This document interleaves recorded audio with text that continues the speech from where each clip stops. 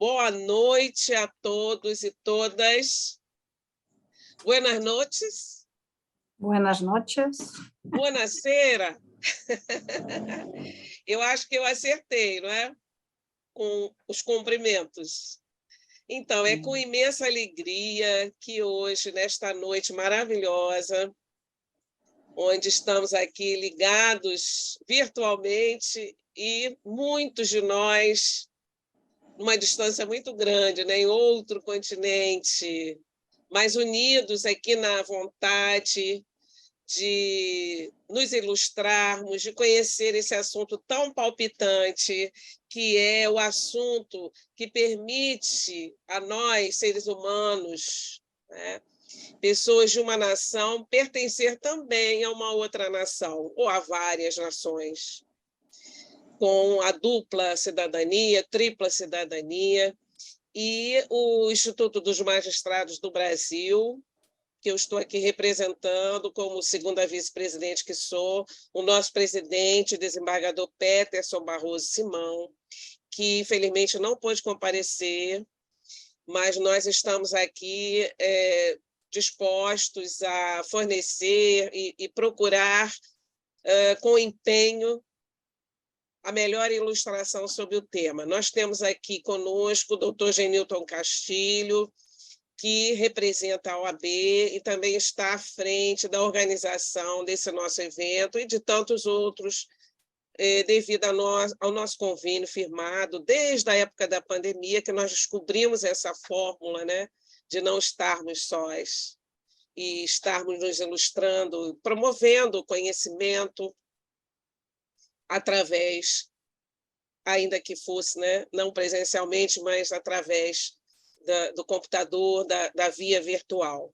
E o doutor Genilton é o nosso parceiro e está também de parabéns representando aqui a doutora Ana Tereza Basílio, que também, infelizmente, não pôde comparecer. Nós temos aqui hoje vários convidados, tentamos aqui unir diversas, vamos dizer assim, nacionalidades, né? Interesses, posições, pessoas que vão trazer esta noite um conhecimento melhor sobre essa questão tão importante que é da cidadania, e principalmente a cidadania europeia, que é uma cidadania, seja de que país for, de que nação for, uma cidadania que tem íntima ligação conosco, né, os brasileiros. Nós estamos falando aqui da cidadania portuguesa, espanhola e italiana. Nós vamos tentar traçar elementos que ditam sobre as vantagens de você adquirir uma cidadania europeia, as diferenças, eventualmente, que aconteçam, né, nesse processo, e também os requisitos que nós podemos acionar para a aquisição dessas cidadanias. E, para iniciar a nossa conversa, nós já havíamos combinado na nossa sala, né, de administração, que nós daríamos a preferência aos italianos, por conta do fuso horário, porque nós estamos aqui às 17h26. Lá em Portugal e na Espanha já são 4 horas a mais, mas na Itália são 5 horas, né, doutora Isabel de Lima?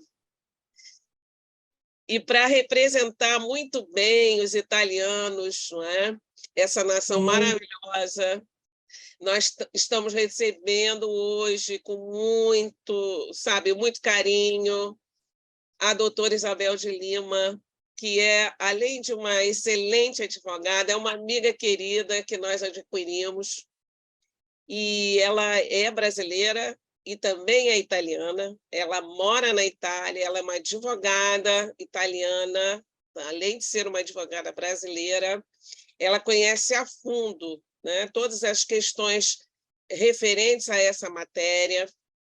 Ela mora lá, é casada com um italiano, tem filhos na Itália, filhos italianos, e ela foi a minha advogada, ela conseguiu consertar o meu processo, o nosso processo, o processo da minha família, que nós também somos descendentes de italianos. E hoje, por coincidência, eu fui buscar o meu passaporte italiano. Meu querido, eles têm um valor inenarrável para mim, foi uma conquista, sabe? Foi uma situação, assim, um sentimento muito forte. Muitos estavam também buscando o seu primeiro passaporte, e eu acho que também vai ser um grande resgate para nós, familiares de pessoas que, como os italianos, também os portugueses, os espanhóis, com certeza, vieram para essa nação aqui, uma nação ainda primária, né? Que vivia da agricultura, praticamente de uma escravidão, e vieram se expor com muito sacrifício e acabaram construindo essa nossa nação tão diversa e tão maravilhosa.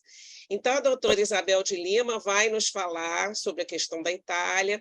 Nós estamos também contando com o doutor Fernando Lamar, que também é um parceiro, ele atua aqui, é um advogado brasileiro, mas também está ligado à doutora Isabel de Lima na busca dessa conquista da cidadania italiana. Eu vejo também várias pessoas que estão aqui participando conosco, lá da Itália, lá do escritório do Estúdio Legale de Lima, não é? Com a doutora Laura, enfim, tantos outros que vão aqui nos prestigiar nessa noite. Após a doutora Isabel, nós vamos dar a palavra também ao nosso cônsul espanhol aqui no Rio de Janeiro. Olha que prazer, nós estamos recebendo o doutor Angel Vasquez, que está acompanhado também da doutora Consuelo Teixeira, que é brasileira, mas também está com o doutor Angel, dando essa assistência para eventual tradução. E eu me ressinto aqui que eu não tenho aqui um tradutor em Libras, mas eu prometo que eu vou buscar junto ao Instituto e também com a OAB para que tenhamos, sim, porque às vezes nós podemos ter aqui uma assistência de pessoas que precisem, né, da língua de Libras. De modo que também, para finalizar a nossa noite, nós vamos ter a doutora Luana Peixoto, que também é uma querida amiga, uma advogada muito competente. Ela é casada também com um advogado muito querido, que eu vi pequeno, doutor Vitor Peixoto. Nós temos também uma ligação de amizade muito forte, mas a doutora Luana, com certeza, foi convidada hoje pela sua competência, sua capacidade. Ela também, junto com o esposo, o doutor Vitor, eles são advogados aqui brasileiros e também são advogados em Portugal, onde moram, e também tem o filhinho, e também tem a nacionalidade portuguesa. Então, nós vemos que vamos ter uma noite maravilhosa. Ao final de todas as falas, cada um vai ter um tempo aqui que nós já combinamos para expor, nós podemos conceder algumas perguntas, mas não muitas, e será disponibilizado um e-mail onde todas as questões, porventura, necessárias, né, os questionamentos, os senhores poderão dirigir o e-mail e a organização do evento, com certeza, passará os questionamentos aos nossos convidados, ok? Então, nós vamos dar agora a palavra à doutora Isabel de Lima. Seja muito bem-vinda. Eu não vou falar muito sobre a senhora, sobre a sua competência, porque eu acho que só a sua figura, só o fato da senhora estar aí nos representando já é um sinal, né, da sua capacidade, e todos vão verificar agora com a sua fala. Então, doutora, são 17h32, a senhora tem a palavra para essas colocações, vantagens, diferenças e requisitos da cidadania europeia, especificamente a cidadania italiana. Pois não. Boa noite a todos os participantes. Antes de mais nada, eu quero agradecer pelo convite, agradecer a doutora Regina e a todos por essa oportunidade de falar um pouco sobre um tema de tanta relevância na minha vida. Primeiro porque, como já apresentado, eu sou uma brasileira residente na Itália, mas também sou italiana, né, porque eu sou descendente de uma italiana que migrou para o Brasil no século passado. A gente sabe o quanto é importante e relevante, né, para todos os descendentes de italianos resgatar as suas origens. E é exatamente por esse motivo que eu decidi atuar nessa matéria. E agradeço também a participação do Dr. Fernando Lamar, que agora também é meu parceiro, meu correspondente no Rio de Janeiro, e agradeço a participação de todos, né? Todos os advogados, colegas brasileiros que tiraram um tempinho para entender um pouco dessa matéria junto comigo e aos meus colegas correspondentes, né, que estão participando. Né? Eu comecei atendendo poucas famílias e atualmente nosso escritório está atendendo mais de 1.000 famílias e graças a esses colegas correspondentes em todo o Brasil que hoje, alguns deles, os mais especiais, estão presentes. Para começar a Isabel, falar deixa, sobre... doutora Isabel, deixa eu só te cortar rapidamente para dizer o seguinte: hoje eu sou parceiro da Isabel, mas eu fui cliente dela, ela conseguiu a cidadania da minha família inteira e com uma tese super bacana, que depois, se você tiver tempo e quiser falar, eu acho muito interessante, que ninguém conseguia, a gente falou com diversos advogados e a Isabel conseguiu. E hoje, assim, eu não tirei o meu passaporte, ainda não saiu, mas já saiu a sentença transitada em julgado, então é muito bacana que eu, de cliente, virei parceiro dela aqui no Rio de Janeiro, então eu queria só deixar isso registrado aqui. Pode seguir, desculpa, Isabel. O doutor Fernando, ele foi, né, além de um grande amigo, né, de infância, ele também foi um cliente especial, porque, como ele mesmo disse, ele apresentou, né, a sua documentação a diversos escritórios e foi atendido e foi esclarecido para ele naquele momento que ele não teria direito, mas nós apresentamos uma tese, né, que eu nomeei como Trentino Materno. Na verdade, eu consegui utilizar uma outra linhagem que não era trentina e conseguimos um êxito positivo, uma sentença procedente. E foi bem legal, porque a gente sabe que no nosso escritório nós trabalhamos muito com expectativas, né? Eu acho que o reconhecimento da cidadania italiana, ele vai muito além de um passaporte ou da possibilidade de viajar para vários países, mas ele é verdadeiramente um resgate das origens, né? E é exatamente isso que eu consegui, né, no processo do Dr. Fernando, também no processo da doutora Regina, que é uma linhagem materna muito interessante, porque trata da discriminação que existia na época entre cidadãos italianos, homens e mulheres. Então, são temas de relevância social, né? Nós afrontamos no nosso dia a dia, né, cotidiano do escritório, temas que vão além, né, desse reconhecimento, que vão atendem a questões sociais muito importantes.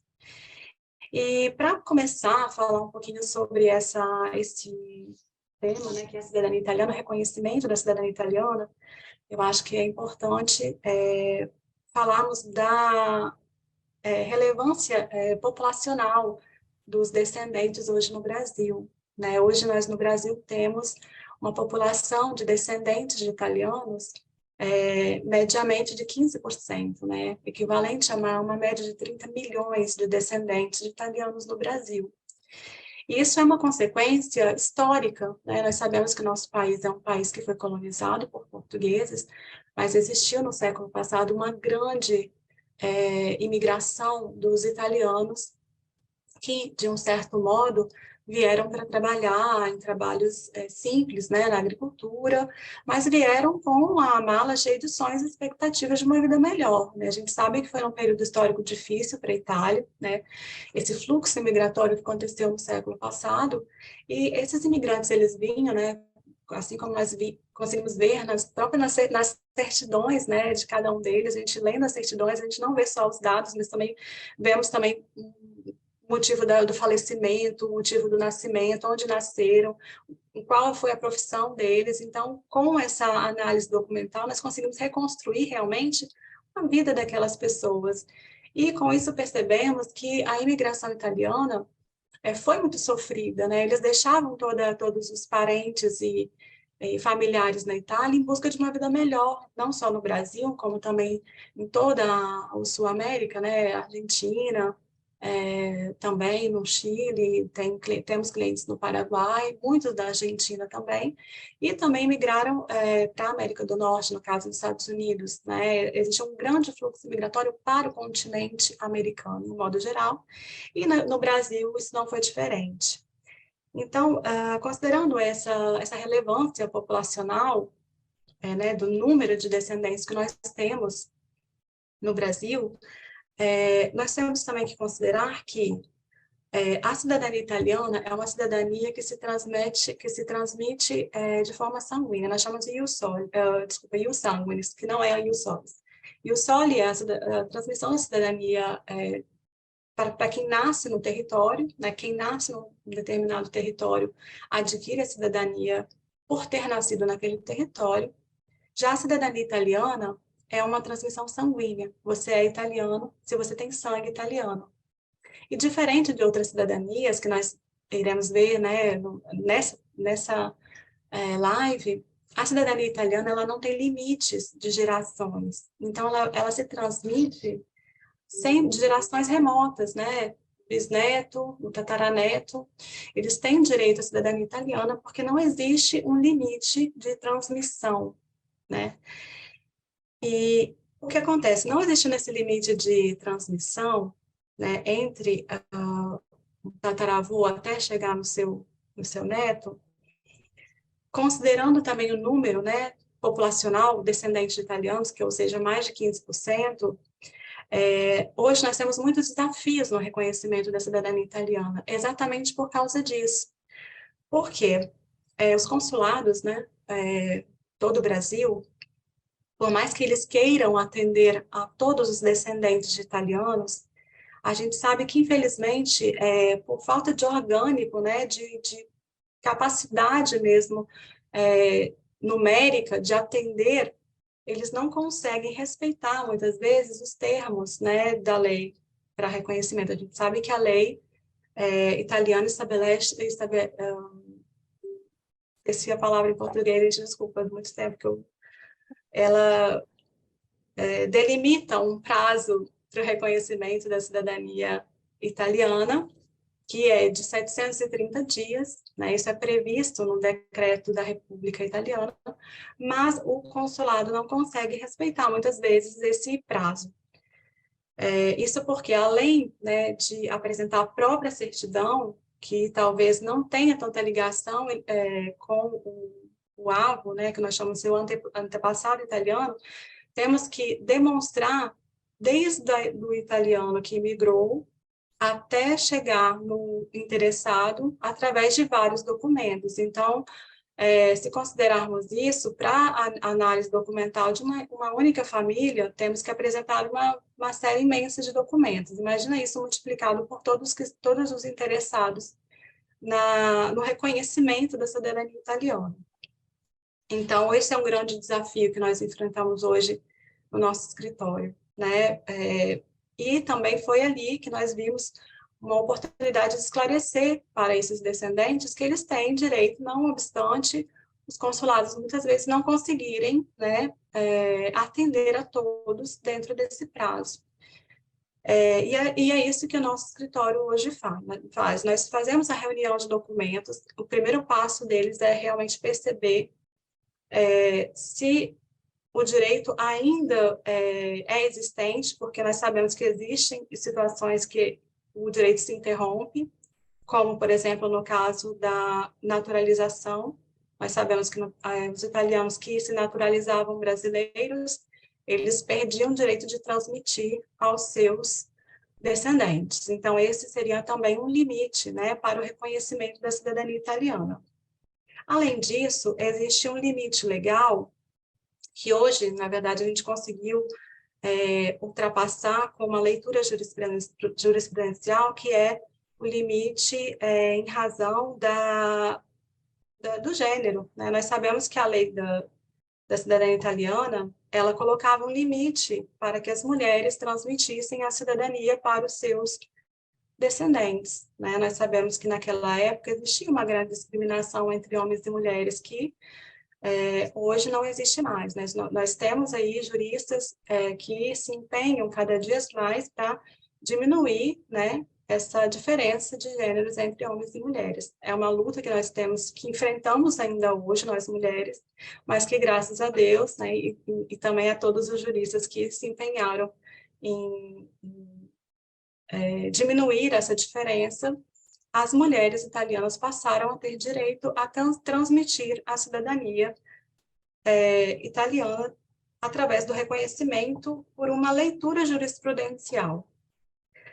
Então, a gente falou um pouquinho sobre essa diferença, né, entre a cidadania ius soli e ius sanguinis. Nós sabemos que a cidadania italiana ela é exclusivamente ius sanguinis. Existem casos de aquisição de cidadania italiana, mas não é reconhecimento, existe uma diferença. Por exemplo, quem mora na Itália num período superior a 10 anos, se tiver como comprovar a renda e uma série de requisitos, pode adquirir a cidadania italiana, mas não é um reconhecimento, é uma aquisição. No caso dos descendentes que moram no Brasil e que, né, têm interesse ao reconhecimento, ele não é uma aquisição, ele é um reconhecimento de um status civitatis já existente, é um direito originário. Você não passa a ser italiano após o reconhecimento quando o juiz profere sentença. Você já nasce italiano e, com a sentença, nós conseguimos que esse status, né, social seja reconhecido e não adquirido. Também diferente de outras cidadanias que provavelmente serão citadas depois de mim. E, falando um pouquinho sobre isso, é importante a gente citar também por que tem esse colapso, né, nos consulados hoje, por que eles não conseguem atender dentro do prazo, mesmo tendo, né, uma série de facilidades da parte dos advogados em fazer uma pré-análise da documentação, retificar a documentação quando é necessário, né, porque nós sabemos que em muitas certidões existe uma divergência, uma discrepância, né, entre o nome do italiano original passando de geração em geração, esse nome ele se modifica em razão de diferenças fonéticas, né? Nós sabemos que os italianos são estrangeiros, e na hora de pronunciar o próprio sobrenome, muitas vezes essa pronúncia não era bem feita, e isso se modificava geração por geração. E nós sabemos que muitos consulados não aceitam, por exemplo, a documentação dessa forma. Então, para facilitar esse reconhecimento via consular, existem os colegas brasileiros que fazem uma ação, muitas vezes de retificação, né, judicial, algumas retificações até mesmo administrativas, feitas diretamente nos cartórios, para que exista um mosaico de informações mais harmônico com relação aos dados do italiano nas certidões de seus descendentes. Então, tudo isso é para facilitar o acesso via consular. Mesmo assim, eles não conseguem atender. Neste caso, quando o consulado não consegue atender dentro do prazo previsto, né, do decreto presidencial italiano, que é 130 dias, infelizmente, ele está violando uma lei italiana, que é a Lei da Administração Pública, 241 de 90. E é importante a gente citar essa lei porque o artigo 2 dessa lei, ele diz que todo o processo administrativo italiano ele tem que ter um prazo certo e determinado para ser finalizado. E também, essa lei foi inspirada num princípio que também no Brasil ele é vigente, que é o princípio da razoabilidade, né? Ele diz que todo o procedimento administrativo feito pelo Estado italiano, ele tem que ter prazo certo e determinado, caso contrário, ele violaria o princípio da razoabilidade de durada de um processo. Então, como o consulado ele não respeita, né, esse prazo, ele acaba violando esse artigo de lei, da Lei 241 de 90, e, consequentemente, isso gera para os interessados no reconhecimento interesse em agir, né? Um requisito processual importante no Brasil, que na Itália também é importante, né? Gera interesse em agir em juízo, e, de consequência, eles podem agir judicialmente sem nem ter que vir na Itália, porque o processo, tornando-se judicial, ele pode ser, o interessado pode ser representado através de uma procura lite, né? Assim como no Brasil, muitas vezes o próprio interessado não precisa participar da audiência, porque tem o advogado que o representa em juízo. Então, esse fluxo, né, de pedidos no consulado acabou gerando uma série imensa de recursos aqui na Itália para o reconhecimento da cidadania italiana. Nós sabemos que, atualmente, na Itália, existe uma média de 10 mil recursos por ano de reconhecimento de cidadania italiana. Nosso escritório, por exemplo, nós atendemos atualmente mais de 1.000 famílias, né, e assim, nosso escritório é considerado um escritório de pequeno porte. E isso faz a gente ter uma ideia muito concreta, não só do colapso, né, na hora de atender, dos consulados em atender essa demanda, mas também do interesse dos descendentes de italianos em adquirir a cidadania. Eu acredito, assim, pela minha experiência profissional, e eu posso, assim, né, dizer que, com toda firmeza, que a maioria desses descendentes, eles têm como um interesse maior a reconstrução, né, do vínculo familiar. Mas muitos deles querem também uma oportunidade melhor, né, talvez de mudar a própria vida, ou talvez o destino dos próprios filhos e netos, né, porque a gente sabe que a partir do momento em que você é reconhecido cidadão italiano, muitas portas se abrem, né. Uma delas é o acesso a alguns países, como, por exemplo, os Estados Unidos, na qualidade de europeu, né? A gente sabe que existe uma série de burocracia para brasileiros na hora de obter um visto nos Estados Unidos, e essa burocracia ela é muito menor para os europeus.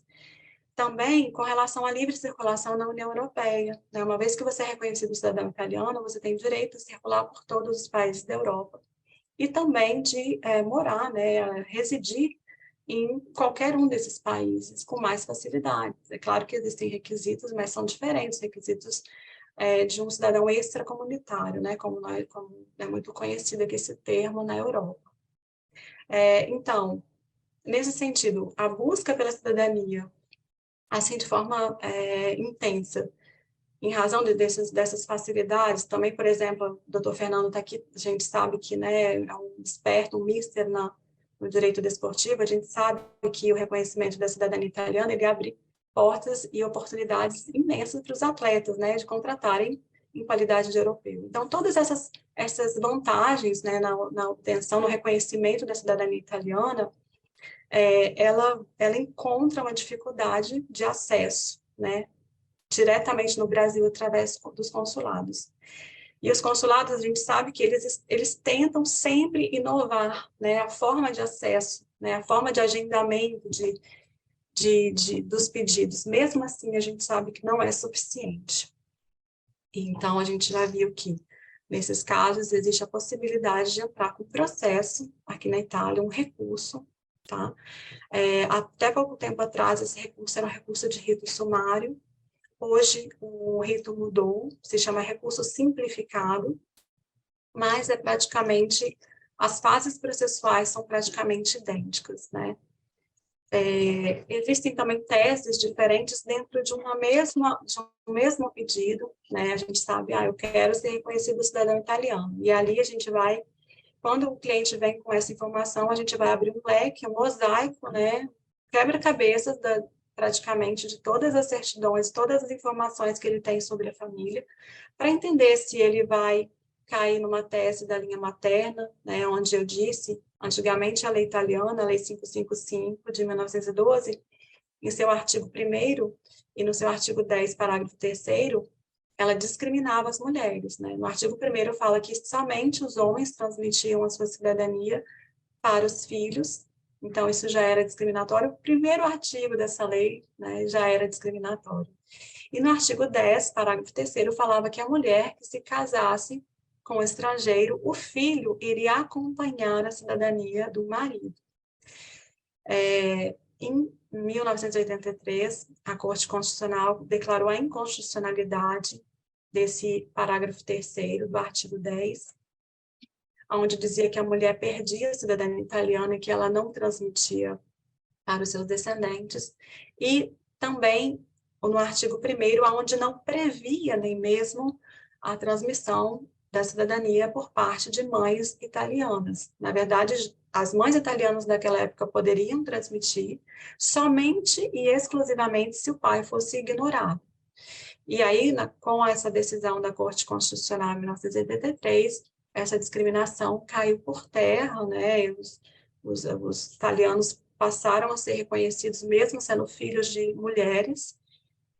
A partir daquele momento, existiu essa declaração de inconstitucionalidade.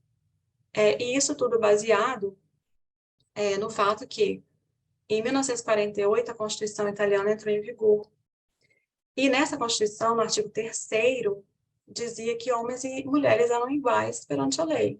Né? Então, a partir do momento em que eu tenho uma Constituição, em 1948, que entrou em vigor, dizendo que homens e mulheres são iguais perante a lei, e existe uma lei anterior, né, que era a Lei 555 do ano de 1912, que discriminava as mulheres, obviamente esse foi um ponto fundamental, né, a entrada em vigor da Constituição em 48 foi um ponto fundamental, importante para as mulheres, porque foi a partir dali em que as mulheres começaram a lutar e batalhar pelo direito de transmitir a cidadania aos seus filhos, mas também de preservar a sua própria cidadania italiana.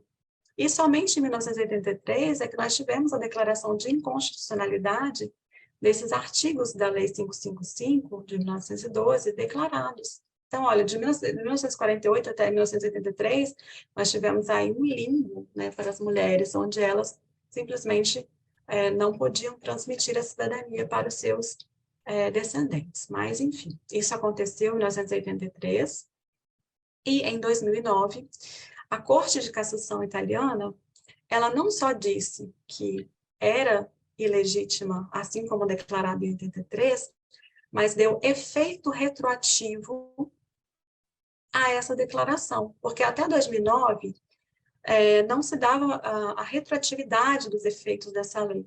Mas a Corte de Cassação italiana, o que entendeu?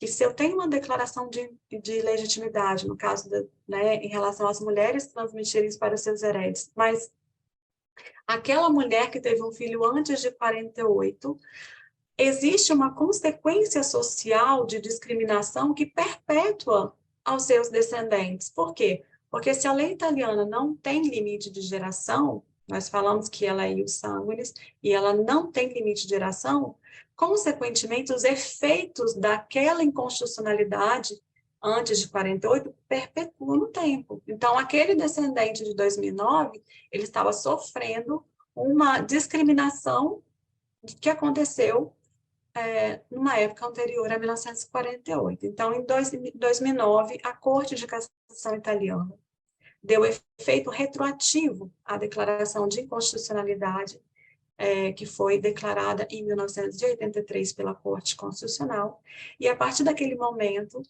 todos os descendentes de mulheres que nasceram antes de 1948 passaram a ter direito a transmitir aos seus descendentes. Então, não se trata de um direito... caso, né, doutora? Nosso caso, sim, exatamente. Exatamente, porque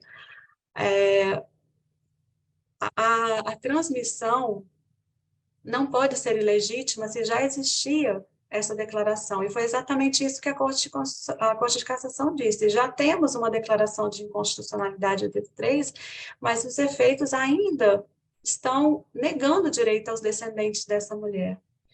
E foi um marco importante social para as mulheres italianas. Primeiro, em 48, que passaram a ter direito a voto, né? A mulher, a gente sabe que nem podia votar, participar do processo seletivo no país onde nasceram.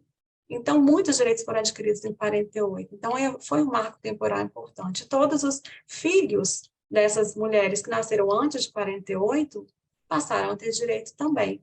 Não por um direito inequívoco, porque não existe uma lei posterior que conseguisse dirimir essa discriminação que ocorreu no passado, mas existe hoje uma leitura jurisprudencial da Corte de Cassação, da Seção Unida, que é a Corte Máxima de Interpretação da Constituição Italiana.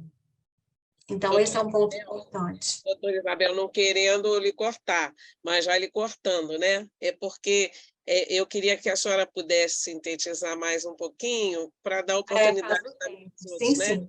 Então, eu tinha só dois questionamentos que eu acho que poderiam ajudá-la nessa condução, que é assim, uma questão prática. Hoje, para você entrar com um processo judicial lá na Itália, né? No caso aqui, teria que ter uma boa advogada como a senhora, né?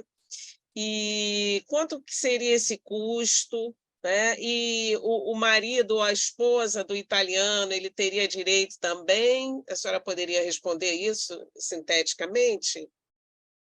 Com relação a custos, isso varia muito, né? Varia porque nós sabemos que isso depende de quantas pessoas são interessadas em entrar no processo. Nós sabemos que o recurso pode ser um recurso coletivo e não existe na lei italiana um número determinado de pessoas que possam entrar num único recurso, né? Então, isso vai variar necessariamente pelo número de interessados em entrar naquele recurso. É claro que não obstante a lei não determinar um número específico de pessoas para entrar no recurso, nós sabemos que os juízes italianos eles não gostam, não veem de bons olhos um recurso muito extenso, porque isso significaria analisar uma série de documentos em um único momento, né, o momento em que estão ali apreciando aquele recurso.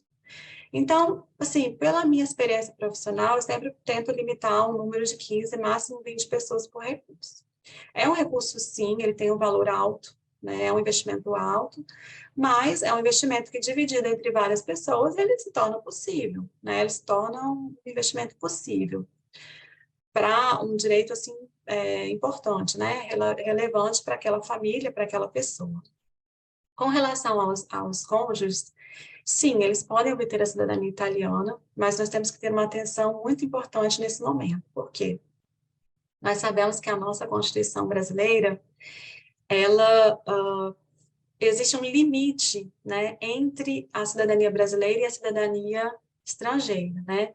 Quando a cidadania é uma cidadania originária, ou seja, quando se trata de um descendente de sangue, essa cidadania ela é originária, você nasceu com ela, né? Você não adquiriu ela com o tempo, você nasceu italiano. E você só quer o reconhecimento de um status que já existe. E você não solicitou esse status, ele veio com você porque você tem sangue italiano. Só que nós sabemos que quando é uma cidadania por aquisição, e é o caso da naturalização, no caso dos cônjuges, existe talvez aí, no meu ponto de vista, um perigo importante que a cidadania brasileira, adquirindo a cidadania italiana, a cidadania brasileira possa estar em risco, né? Porque Isso mesmo, doutora, isso é importante ser dito, né? Agora, eu digo o seguinte, mas para a Itália, há limitação para o cônjuge ser reconhecido? Sim. Não. Sim. Na verdade, o que acontece, para poder adquirir por naturalização a cidadania italiana, né, no caso dos cônjuges, não é o mesmo processo de um reconhecimento de um cidadão ius sanguinis. Ele precisa apresentar o pedido no consulado se tiver preenchido uma série de requisitos, né? Precisa ter 3 anos de matrimônio, não é considerada a união estável, né? A Itália não reconhece a união estável para fins de cidadania, tá?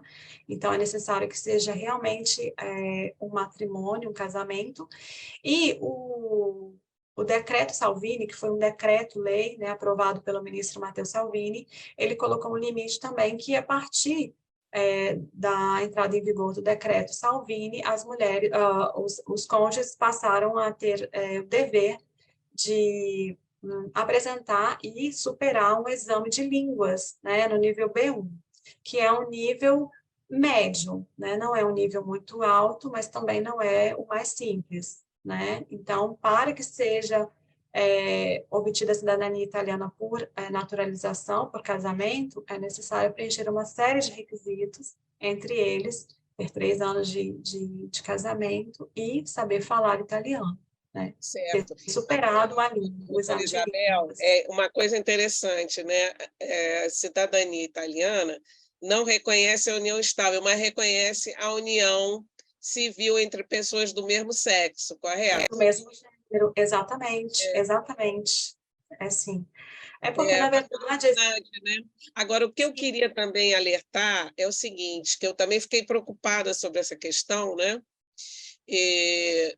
Há um projeto de lei aqui no Brasil que permitiria, em tese, a aquisição ou a naturalização, né, a segunda naturalização desse cônjuge, né, dessa esposa ou desse marido, que viesse a adquirir a cidadania do cônjuge, porque não estaria, vamos dizer assim, de forma autônoma, né, decidindo, deliberando deixar de ser brasileiro, abrindo mão da sua cidadania brasileira, mas sim adequando, né, uma questão familiar, né? Agora, esse projeto também não tem muito andamento aqui no Brasil, mas eu também acho que nunca vi caso concreto de alguém perder a cidadania brasileira por conta de ter adquirido a cidadania do cônjuge, né? A doutora já sabe de algum caso concreto? Sim, na verdade, sim. Eu acompanhei o caso da ex-mulher do nosso ex-presidente Jair Bolsonaro, né? A gente sabe que ela adquiriu a cidadania do marido e essa cidadania brasileira foi impugnada, se eu não me engano, pelo que estava acompanhando, foi impugnada pelo próprio ex-presidente e realmente ela teria perdido a cidadania brasileira. Pelo menos é aquilo que, né, eu estando longe, eu consegui acompanhar. Então, a partir daquele momento, isso abre um precedente, né? A gente sabe que um caso como esse abre um precedente perigoso. Então, eu, inclusive, alertei aos meus colegas correspondentes sobre isso, né? É claro que, por exemplo, a cidadania italiana para as mulheres que se casaram antes de 83 com um descendente, ela não cai nessa situação, né? Ela não se verifica nessa situação, porque antes de 1983, a cidadania era automática, não era por aquisição. Só por se casar com um italiano ou um descendente italiano, a mulher acompanhava a cidadania do marido. Exatamente. O marido não, né? O marido não, porque, na verdade, tudo se concentra no artigo 10, parágrafo 3º da Lei 555, de 1912. Ela dizia que a mulher acompanhava a cidadania do marido, então, e perdia a própria cidadania. Então, nessa situação, a mulher que se casasse com o italiano, ela sofria uma discriminação, vamos colocar assim, e passava a se tornar italiana para a Itália. Então, o mesmo artigo de lei que nós usamos a nosso favor na tese da linha materna, nós usamos a nosso favor também no caso das esposas que se casaram antes de 83. Inclusive, é o caso da mãe do nosso colega aqui, o doutor Fernando Lamar. Né? Ela se tornou italiana, mas ela não corre o risco de perder a cidadania dela brasileira, porque foi uma cidadania automática, né? Não foi uma aquisição. Verdade. Doutora Isabel, olha, nós estamos assim adorando, veja que esse tema é tão palpitante, muito amplo, né? Eu vou fazer uma coisa, doutora, eu vou passar agora o cônsul, e a senhora guarda aí para o finalzinho, para a gente voltar com alguma pincelada que tenha ficado faltando, ok? Ok. Tá bom, doutora? Muito obrigada, está ótimo isso aí. Olha quanta coisa que a gente aprendeu aqui hoje. Então, agora, meus queridos, nós vamos passar a palavra ao nosso cônsul, Angel Vasques, juntamente com a doutora Maria Consuelo, que estão aqui para nos trazer os informes sobre a aquisição da cidadania espanhola, que tão como a cidadania italiana, portuguesa também, né, tem muito a ver conosco, com os brasileiros, e é uma nação também muito querida nossa, muito influente na nossa vida, e então nós estamos também ávidos a conhecer essas situações. Pois não. Ok, boa tarde a todos os participantes, boa tarde, doutora Regina, doutor Guilherme também, por me convidar a participar nessa palestra. Primeiro de tudo, tenho que me desculpar, porque meu português é assim meio fraco, então não sempre vou poder expressar exatamente o que eu quero. E talvez, às vezes, seja um pouco confusa a explicação que eu possa oferecer. Mas, enfim, vou tentar, com os meios limitados, meios linguísticos limitados que eu possui, explicar exatamente qual é a legislação assim básica que pode interessar aos brasileiros. Como falou a colega da Itália, a Espanha também é um país caracterizado por ter uma grande imigração no século XIX, no século XX também. Essa imigração foi na Europa, algumas vezes, mas sobretudo foi pela América, né? A maior parte deles se concentrou em México, na Argentina, Uruguai, mas uma parte considerável dessas pessoas vieram para aqui, para o Brasil, particularmente pessoas de origem galega, que é essa região que está aí no norte da Espanha, perto de Portugal. Então, mesmo se os números de imigrantes espanhóis que vieram para aqui ao longo do século XIX, do século XX, são muito menores que os italianos. Atualmente, temos aqui 5 consulados gerais, e o número total de espanhóis que estão registrados como espanhóis são 150.000, aproximadamente. Então, bom, é um número considerável, mas não é o mesmo que na Argentina, por exemplo, ou em México, que tem bastante mais, ou em Cuba, por exemplo, que foi colônia espanhola até quase o século XX. Então, bom, essas pessoas, a maior parte das pessoas que estão aqui com cidadania espanhola são os imigrantes, seus filhos, que chegaram, na maior parte deles, nos anos 40 e 50. Então, a diferença da legislação italiana, a legislação espanhola não permite essa transmissão automática de nacionalidade de pais a filhos, de filhos a netos, netos a bisnetos. Não, tem alguns limites que é importante considerar. O princípio básico é o mesmo que no caso italiano. A nacionalidade espanhola é regulada principalmente pelo ius sanguinis. Então, são espanhóis as pessoas nascidas na Espanha de pai e mãe espanhola. Esse é o princípio fundamental. E a maior parte dos espanhóis tem a nacionalidade espanhola originária por essa via. Mas também a legislação prevê também adquirir a nacionalidade espanhola por outras vias diferentes. Nesse caso seria por residência, que seria o jus soli que tem aqui os brasileiros, mas é uma via subsidiária. Essa via subsidiária oferece também algumas situações importantes para os americanos e para as pessoas que moram no Brasil, os países americanos. É uma facilidade especial para adquirir a nacionalidade espanhola por residência, se você é nacional de todos os países da América Latina, incluindo Brasil, Portugal, Guiné Equatorial, Filipinas, Andorra, acho que são todos isso. Todos os países que estiveram no passado na coroa espanhola. Além disso, o Portugal também, o Brasil, a Filipinas e alguns países da África. Então, todas essas pessoas, se eles quisessem adquirir a nacionalidade espanhola por residência, eles podem adquiri-la por 2 anos só de residência na Espanha. Se não fosse um natural desses países, fosse, por exemplo, uma pessoa, um canadense, ele teria que estar na Espanha 10 anos. Então, esse prazo mais beneficioso que tem os brasileiros é de 2 anos de residência continuada e imediatamente anterior à solicitação de nacionalidade espanhola. Isso é importante saber porque é um prazo bem reduzido.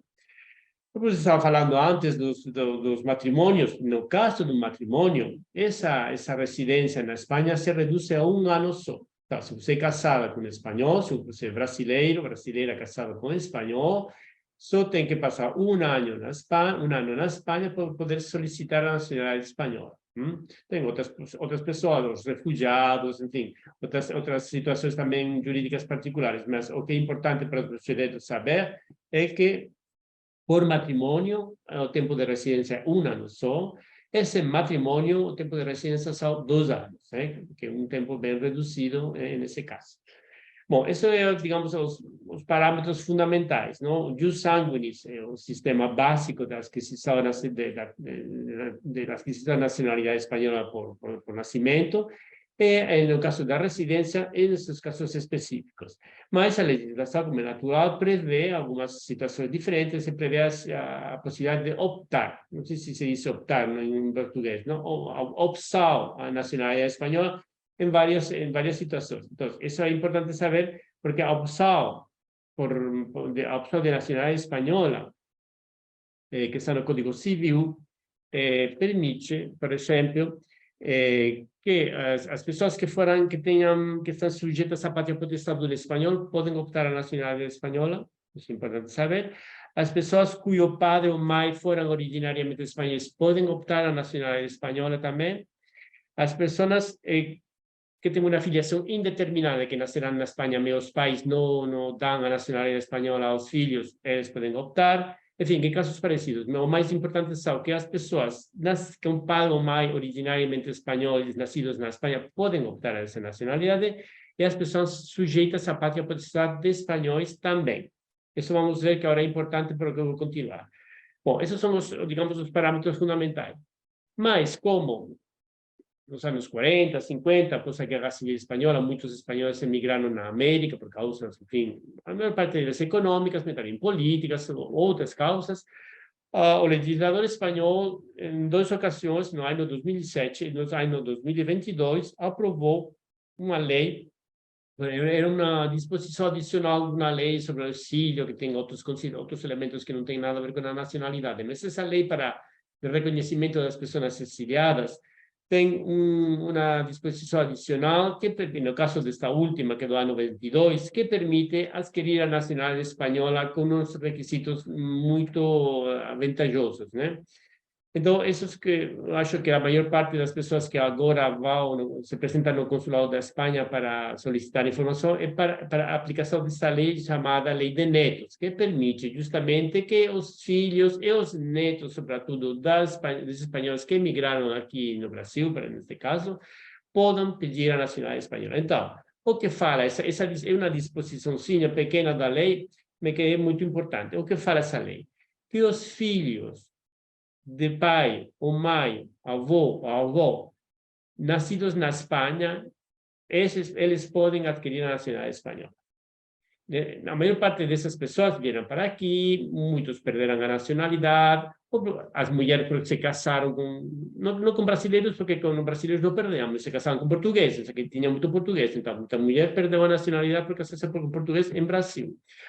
Ou mudaram de nacionalidade a chegar aqui e adquiriram a nacionalidade brasileira. Bom, os filhos que nasceram depois foram brasileiros, evidentemente. Então, essa disposição permite que os filhos dessas pessoas, pai ou mãe, avô ou avó, possam adquirir a nacionalidade espanhola de origem.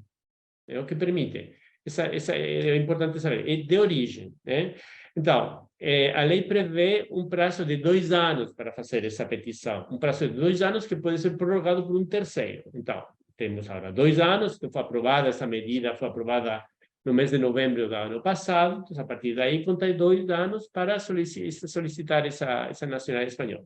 A lei também permite que a lei faz referência a uma lei do ano 2007, que já permitia adquirir a nacionalidade espanhola para os filhos de imigrantes por razões políticas e tudo isso, mas que tinha algumas lagunas.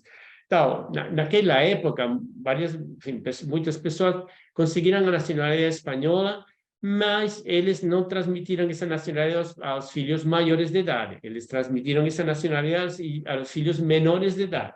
Então, a lei atual, essa norma que eu estou falando, permite justamente equilibrar essa disfunção. Então, os filhos maiores, atualmente, os filhos maiores, de pessoas que tiveram a nacionalidade espanhola por essa lei de memória histórica que se chamou, eles podem agora também optar a nacionalidade espanhola. Então, você está vendo, essa é uma via importante de muitas pessoas que têm um pai, têm uma mãe, ou têm um avô ou uma avó espanhóis de origem, eles podem solicitar a nacionalidade espanhola no momento atual. Eu posso fazer uma pergunta para o senhor? Sim, sim. Desculpe interromper. Justamente, então, essa lei, ela permite, ela tem um lapso, né? Para sua eficácia, de 2 anos. Sim. E a pessoa vai requerer essa nacionalidade diretamente no consulado ou é preciso entrar na justiça, como lá na Itália, né? Não precisa entrar na justiça. A solicitação se faz no consulado de sua residência. Você reside aqui em Rio de Janeiro e você se apresenta no consulado de Espanha para receber essa informação, apresentar os documentos necessários. Se a solicitação é aprovada, sou eu que aprovaria essa solicitação, é aprovada imediatamente e depois passa ao registro civil, na anotação no livro de registro civil. Não precisa entrar na justiça. No caso, fosse rejeitada essa solicitação, aí você poderia entrar na justiça, mas o trâmite principal se faz no consulado, os documentos se apresentam no consulado e a decisão é tomada pelo cônsul. Então, não precisa dessa coisa. Administrativamente, né? Sim, é bem fácil. Então, tem um... Perdão? Sim. Oi. Vanessa. Oi. Sim. Então, existe algum requisito para o bisneto ou não precisa? Ele tem que ter avô ou avó espanhol? Claro. Neto, Então, a lei fala de pai, mãe, avô e avó. Não fala de bisneto nem de tudo isso. Mas o jogo de diferentes medidas permite que um bisneto conseguisse. Por exemplo, se você é um brasileiro cujo avô é espanhol, nascido na Espanha, você pede a nacionalidade de origem por ser neto de um espanhol de origem. Então, vosso filho tem que pedir, porque é filho de você é espanhol, então pede a opção de nacionalidade. Nesse caso, seria uma opção, tem opção de nacionalidade espanhola por ser uma pessoa que estive ou está submetido à pátria potestade do espanhol. Então, adquire a nacionalidade. E assim, esse jogo permite transmitir a nacionalidade sucessivamente. Entendeu? Um pouco difícil de explicar. Mas, enfim, uma pessoa, se eu fosse, meu avô fosse espanhol de origem, eu pediria como neto de espanhol. Mas meu filho, se ele fosse menor, ele poderia seguir a nacionalidade adquirida por mim, nesse momento, mas meu neto, que tem que nascer, enfim, que não nasceria, no momento que ele nascesse, ele poderia pedir a nacionalidade espanhola por ser filho de um espanhol, porque meu filho já seria espanhol, ele poderia. Então, esse jogo permite transmitir. O que não seria possível que um bisneto pretendesse adquirir a nacionalidade espanhola. Isso não. Mas não pode... Se você conserva as fases, se você conserva as diferentes fases, então essa transmissão se produz. Entendi. Não pode haver um per saltum e tem que haver uma cadeia. Por exemplo, você não pode, por exemplo, os seus pais estiverem pré-mortos, os seus avós, você não pode, como bisneto, por direito próprio, pedir. Não, a cadeia tem que se manter, mesmo se o vosso pai ou o vosso avô já está falecido, mas a cadeia tem que existir, Então, um bisneto não consegue alcançar. Entendi agora. Tá ótimo. Seria essa lei nova de identidade? Essa se chama essa lei de memória democrática. É uma lei que fala de muitas coisas que não tem nada a ver com a nacionalidade, mas que tem uma disposição adicional. Porque tem um limite temporal, uma disposição adicional que permite o acesso à nacionalidade espanhola com essas condições que eu expliquei. Entendeu? Sim. Entendi. Seu Anjo, quais são os documentos necessários para poder ingressar com esse pedido no consulado? Quais são os documentos necessários para ingressar com esse pedido? Bom, os documentos são basicamente as certidões do registro civil que permitem estabelecer essa conexão. Vou ter que fazer uma folha com os dados básicos de você, identidade, tudo isso, mas os documentos que você vai ter que apresentar necessariamente são a certidão de registro civil de inteiro teor de seu pai, se por causa do pai, do seu avô, se por seu avô. Então, isso... Algumas pessoas têm alguma dificuldade. Não? Acho que a maior parte deles eles conseguem. Eles sabem, mais ou menos, um pai, um avô é muito próximo. Então, se eles conseguem essas certidões nos registros civis espanhóis. Mas mesmo se você não conseguir essa certidão, tem outros meios de prova que podem ser admitidos. Por exemplo, a certidão de batismo, que não é uma certidão de registro civil, mas são admitidas. Se você não conseguisse ter uma certidão do registro civil normal, né? Mas esses são os documentos básicos que você tem que apresentar para conseguir a nacionalidade espanhola. Então, o prazo, como eu falei, são 2 anos, que pode ser prorrogado por um terceiro, o que seguramente vai acontecer. Mas quando você apresenta o expediente no Consulado de Espanha, invocando essa disposição para tirar a nacionalidade espanhola, você tem um prazo de 30 dias para completar o pedido. Se durante 30 dias você não consegue apresentar toda a documentação necessária, o seu pedido decai. O que estamos fazendo agora é a gente que chega e que não tem todos os documentos, explicamos tudo o que eles têm que fazer, de modo que eles possam reunir toda a documentação e apresentar tudo o expediente mais ou menos certo para evitar esse prazo muito rígido de 30 dias no qual eles poderiam talvez não conseguir o que está faltando no expediente. Entendeu? Caio, eu ia fazer uma pergunta. E esse processo administrativo, qual o custo dele? Não tem custo. Não tem custo? Não tem custo. Bom, hein? Que beleza! Então, olha aí, hein, gente? Netos espanhóis, por gentileza, se apresentem. Então, normalmente o prazo... Então, os consulados espanhóis estão submetidos, por causa dessa disposição adicional da Lei da Memória Democrática, submetidos a uma grande pressão, porque o prazo são 2 anos, vai ser prorrogado por 3, mas 2 anos passa rápido, então a gente pensa, eu vou fazer o ano próximo, enfim, o tempo passa rápido, né? Já aconteceu com a anterior Lei de Memória Histórica, a gente pensou, no último mês chegaram milhares e milhares de pessoas pedindo a nacionalidade antes de finalizar o prazo, mas enfim... Dom Ángel, uma coisa, Dom Ángel, é importante também informar como é a forma de se tem que agendar antes de ir no consulado, fazer agendamento.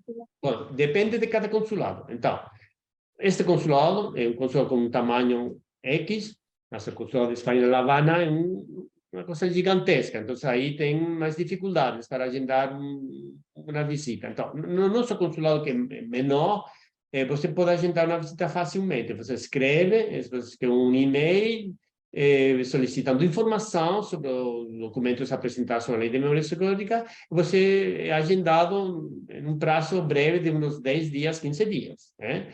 Você chega aí no consulado, você é recebido por uma pessoa, informa senhora, quais são os requisitos, documentos que tem que trazer, explica exatamente qual é o mecanismo, isso que a senhora perguntou, dos netos, bisnetos, tudo, informa desse mecanismo para conseguir a nacionalidade espanhola, e a partir desse momento a pessoa tem que reunir os documentos necessários, que basicamente são a certidão do registro civil, a certidão do registro civil aqui brasileiro também, enfim, esses documentos, e uma vez que eles reúnem esses documentos, apresentam ao consulado e apresenta o expediente de solicitação.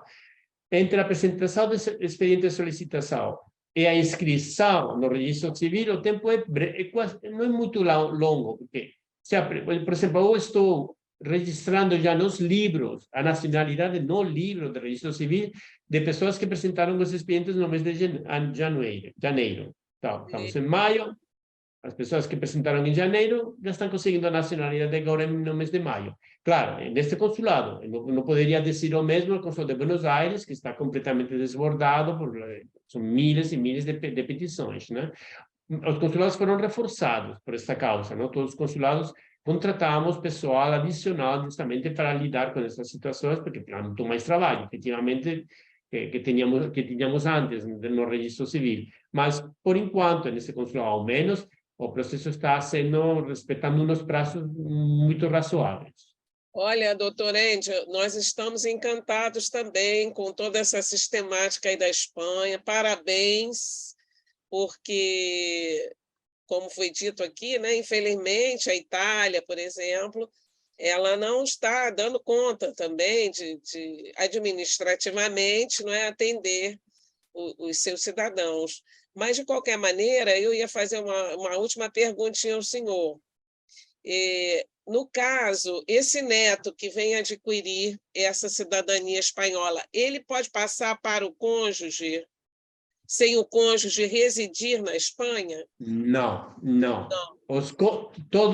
Qualquer espanhol casado com uma pessoa estrangeira, eles não transmitem a nacionalidade a seu cônjuge, nunca.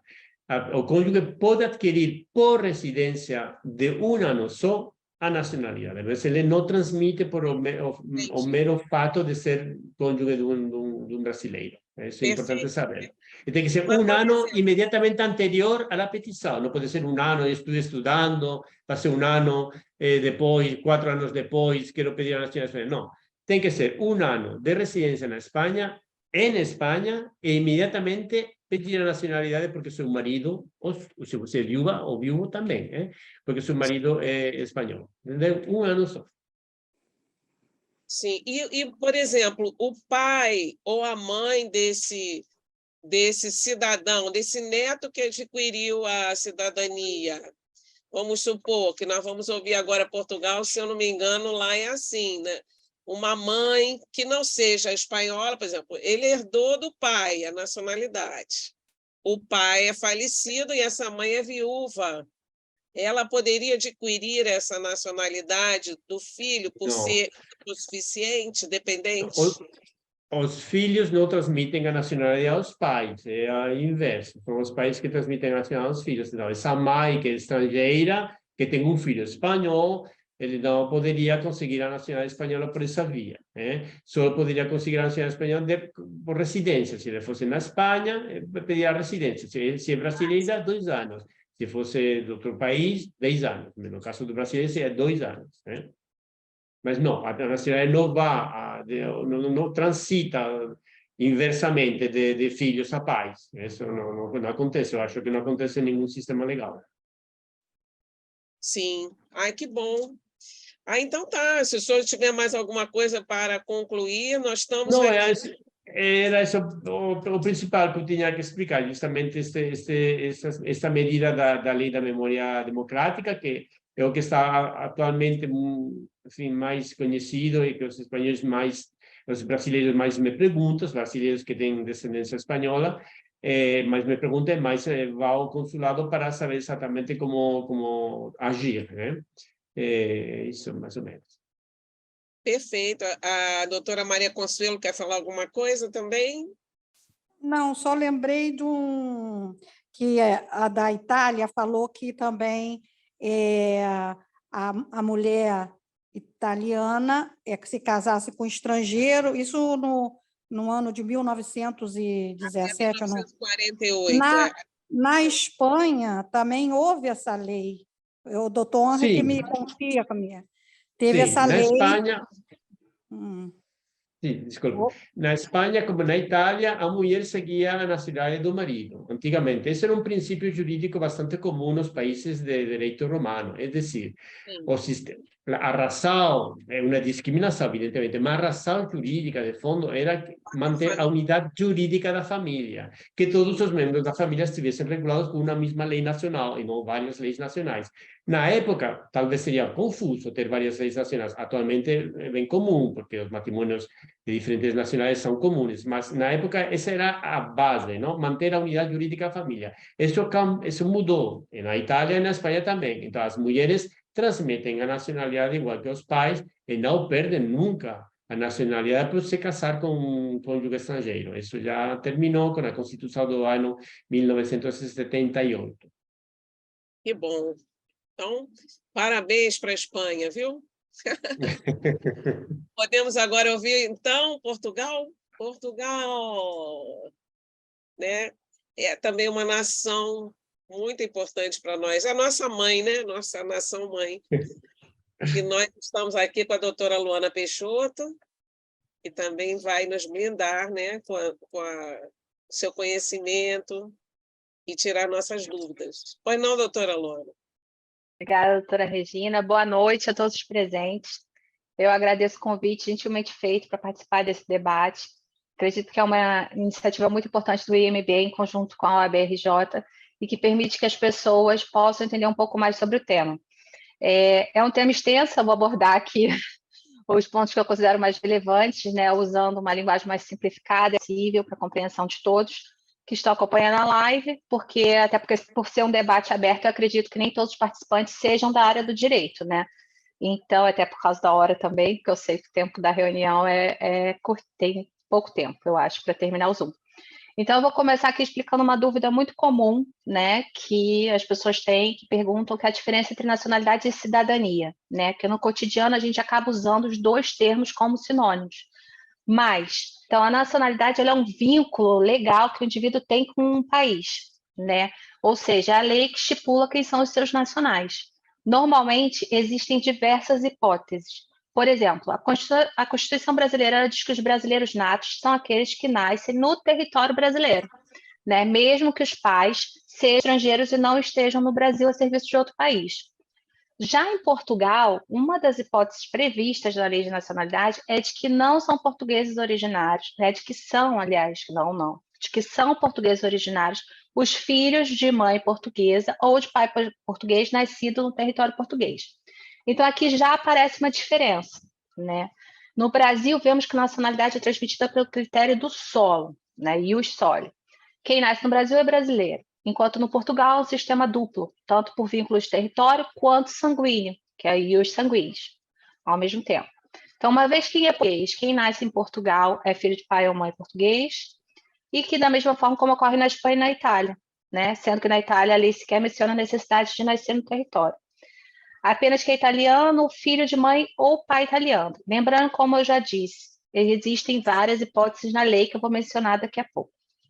Quanto à cidadania, é o exercício, é o termos de direitos e deveres que o indivíduo tem em relação ao país, ou seja ele um nacional ou não. No Brasil, todos os brasileiros e estrangeiros residentes têm direito ao acesso à justiça, assim como em Portugal, portugueses e estrangeiros têm direito de acesso à justiça.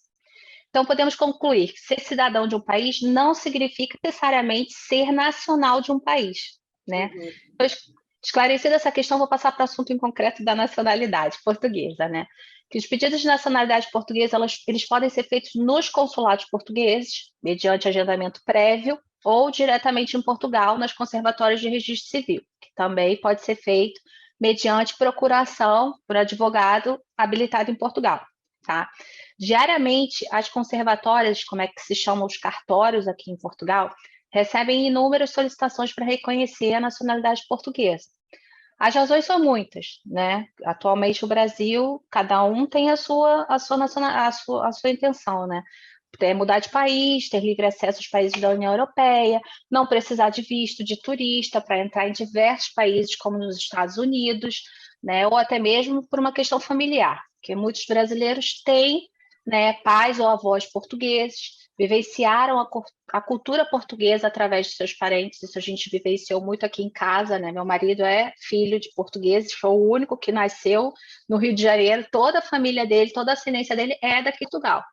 Então, as pessoas que vivenciam isso, elas também desejam, né, ter como o restante da família, foi o caso do meu marido, né? E uma diferença importante no requerimento da nacionalidade portuguesa é que o procedimento é individual, ele não pode ser em conjunto.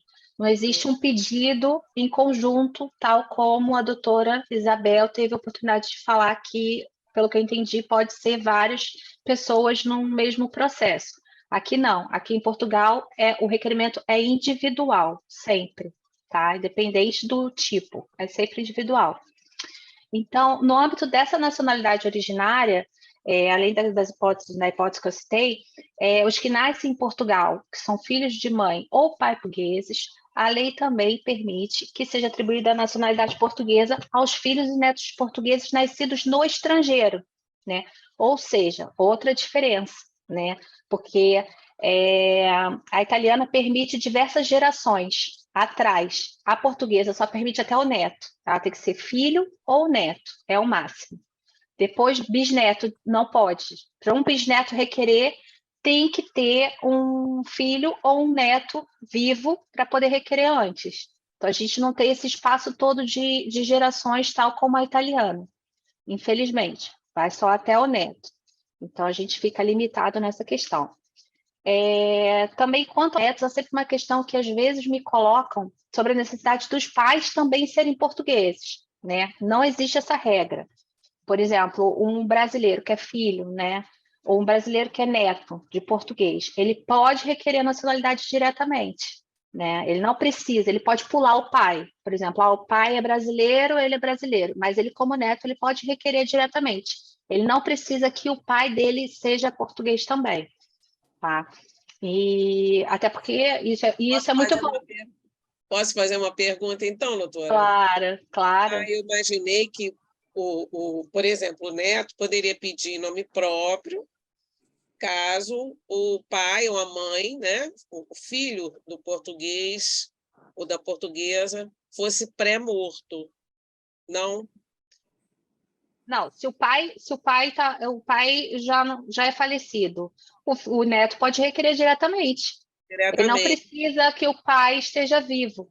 Sim. Ele não precisa que nenhum dos ascendentes esteja vivo, nem o pai nem o avô. Ele pode requerer direto como neto.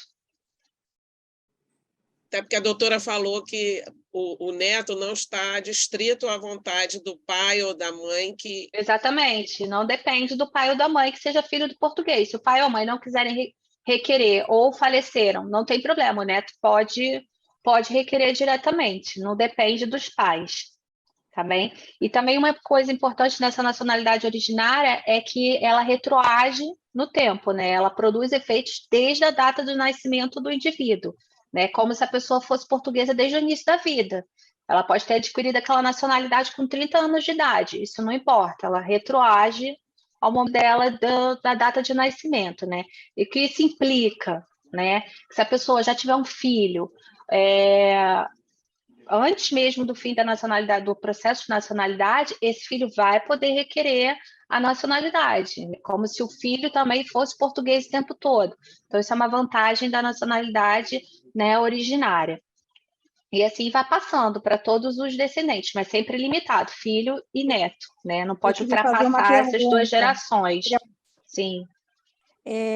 Os judeus, eles podem requerer diretamente a nacionalidade portuguesa? Tem essa questão de ser judeu, o poder? Uma exceção, né? Os sefarditas, né? Eu vou até chegar nessa parte agora já dos judeus sefarditas, porque agora também teve uma mudança importante, vai ter uma mudança mais importante ainda, mas eu vou chegar nessa parte para não me confundir aqui na ordem. Então, eu também não posso deixar de falar de uma outra situação muito importante, que volta e meia aparece, né? Nos casos da nacionalidade requerida pelos filhos, né, a filiação tem que ser estabelecida na menoridade. A lei atual só permite isso. Então, o que significa? Se o pai ou uma mãe de um português, né, o pai ou a mãe portuguesa, só reconhecer o filho depois dos 18 anos, ele não vai ter direito à nacionalidade portuguesa. O reconhecimento tem que ser antes, na menoridade. Pode ser com 17 anos, não importa. Mas tem que ser na menoridade, senão essa pessoa não vai ter direito. Eu já tive diversos clientes que passaram por essa situação e que chegam aqui e questionam, mas foram registrados, reconhecidos pelo português na maioridade. Não pode. Existe até um projeto de lei já nesse sentido, que eu acho super justo, mas ainda não tem uma previsão ainda para essa questão dos filhos que foram reconhecidos na maioridade. Então, essas pessoas não têm direito. Agora, nesse momento, em 2023, elas não podem pedir, requerer a nacionalidade portuguesa, né? Se forem adotados. E a adoção? Adotado também pode, que é para a parte de naturalizado. Depois a gente também já vai chegar nisso. Deixa eu só ver aqui nas minhas coisas aqui para eu chegar. Tem a questão da nacionalidade originária. Na originária, ela pode ser atribuída, né? São os filhos, né? Só para terminar essa parte da originária, a gente vai chegar nessa aquisição. São os filhos, pais e mães portugueses, também os filhos de mãe e pai português nascido fora de Portugal, né? Se ele tiver o seu nascimento escrito no registro civil, ou se declararem que querem ser portugueses, aos netos, né? Desde que o português não tenha renunciado a essa nacionalidade, porque algumas pessoas foram para o exterior, né? Saíram de Portugal e renunciaram. Então, se a pessoa renunciou à nacionalidade, ela depois não pode passar. Então, isso é muito importante. Toda vez que eu vejo vem um cliente novo, tem o documento do avô, ou que é uma coisa mais antiga, ou do pai, eu peço uma via nova da certidão aqui em Portugal, porque eu preciso saber se consta alguma coisa de renúncia de nacionalidade, porque isso acontece. E teve muito dessas questões, né? Tem os nascidos no território português, filhos de estrangeiro, se pelo menos um dos pais também é residência, independente de título ao tempo do nascimento. Os nascidos aqui no território português, também filhos de estrangeiro, desde que os pais também residam aqui legalmente, independente do título há pelo menos um ano, e os nascidos no território português que não possuam outra nacionalidade. Então, eles são portugueses originários. Quanto à questão da aquisição, né, que é a chamada nacionalidade derivada, em que situações a gente pode adquirir a nacionalidade portuguesa? Né, por efeito da vontade, adoção ou naturalização. É aí que a gente vai chegar na naturalização, né, e adoção. E eu vou mencionar os casos mais comuns, porque são vários, né? Mas com relação aos que os brasileiros normalmente se enquadram, eu estou falando brasileiros porque eu acredito aqui que a maioria seja, então eu sempre menciono, faço como exemplo os brasileiros, mas as situações mais comuns, né? Dentro do que é considerado da vontade. Tem exemplo, um brasileiro, um estrangeiro, um brasileiro, né, sendo menor ou incapaz, cujo pai tenha adquirido a nacionalidade portuguesa, né, que ele foi naturalizado. Depois do seu nascimento, pode adquirir a nacionalidade portuguesa se ele se declarar por intermédio dos representantes legais que ele quer ser português. Então, depois do pai ter sido naturalizado, se a pessoa nasceu depois do pai ser naturalizado, ele também pode, né? Um estrangeiro casado ou união estável, também é mais de 3 anos com nacional português, se tiver vínculo com Portugal, como, por exemplo, viver em Portugal, eu tenho um filho, esse é o meu caso, eu sou casada com um português originário, né? Meu filho é português originário, mas eu não, né? A minha é naturalização. Desculpa. E se não tiver vínculo com Portugal, nunca viveu em Portugal, nunca casou, não tem filhos, então a lei criou uma hipótese de presunção de vínculo. Se a pessoa já estiver casada ou mantiver a união estável, aqui pode, pela união estável, né? Há mais de 6 anos, esse vínculo com Portugal é presumido. E esse cônjuge ou companheiro vai poder requerer a nacionalidade portuguesa também, né? Mas é importante lembrar também que nesse requerimento é necessário que o casamento tenha ocorrido no estrangeiro, no Brasil, por exemplo, seja transcrito sempre em Portugal, numa conservatória de registro civil. Então, sempre que um português casa ou 2 portugueses, enfim, casam no Brasil, se casou aqui fora de Portugal, tem que transcrever o casamento numa conservatória aqui de Portugal, tá? Deixa eu ver aqui, tem a questão da adoção, que a gente também vai falar.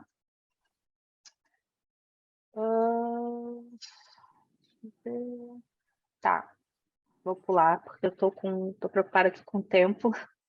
Eu ia fazer uma pergunta, doutora. Não quero pode. E na união civil, no caso, a Itália não reconhece a união estável entre homem e mulher, mas reconhece a união civil entre pessoas do mesmo sexo. Em Portugal, reconhece a união estável entre pessoas de sexos diferentes e mesmo sexo. Também, reconhece. Se a união estável é declarada, por exemplo, no Brasil, ou o casamento, que já é permitido também, né? É só fazer essa transcrição aqui.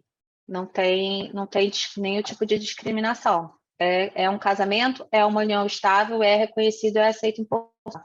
Tá? Isso não tem problema. A aquisição da nacionalidade pela adoção tem que ser... Aceitam também que a pessoa tenha direito à nacionalidade, mas também que ela tenha sido adotada na menor idade, porque a regra é a mesma do filho, né? Do filho natural, digamos, do filho biológico.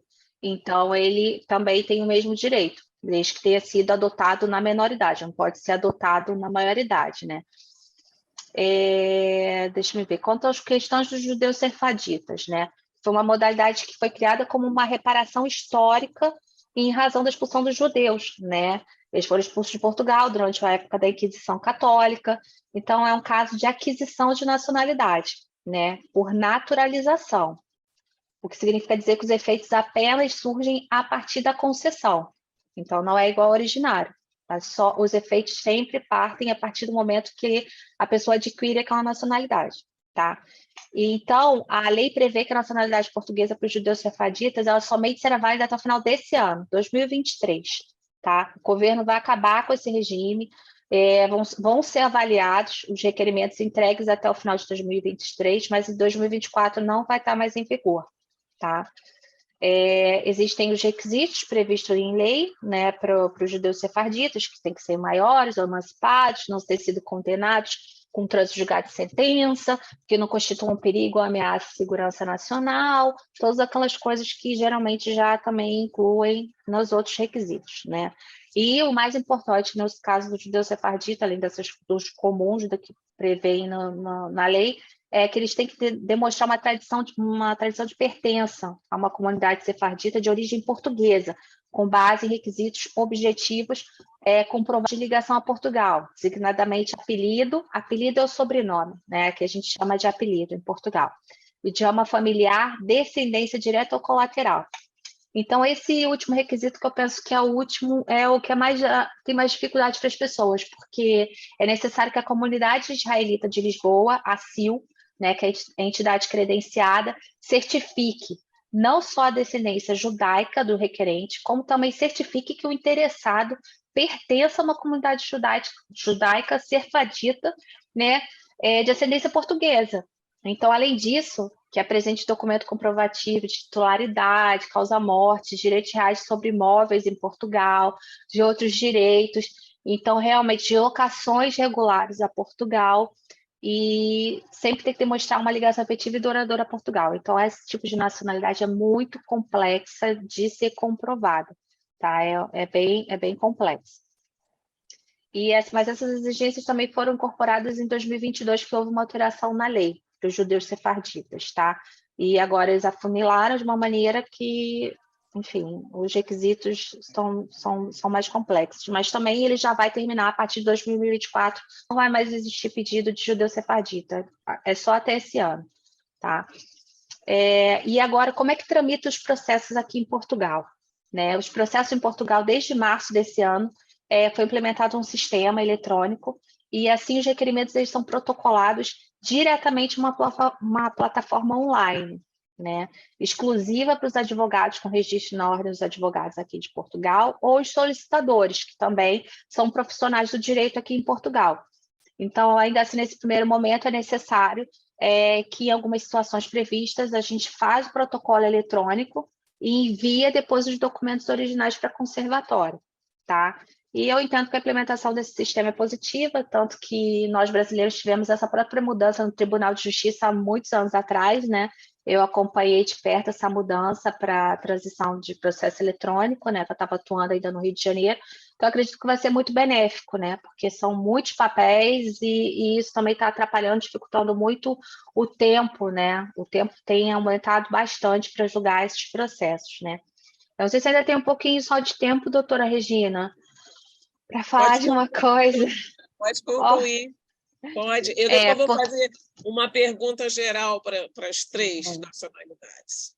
Tá, porque também tem uma outra questão que as pessoas também perguntam muito, que é sobre se eu não tiver nenhuma nacionalidade portuguesa, né? Como mesmo assim eu posso mudar para Portugal? Né? Então, nesse caso, as pessoas elas podem ver uma opção de visto, né, para poder residir em Portugal com uma autorização de residência. Então, não necessariamente ela precisa ter a nacionalidade portuguesa, né, originária ou enfim.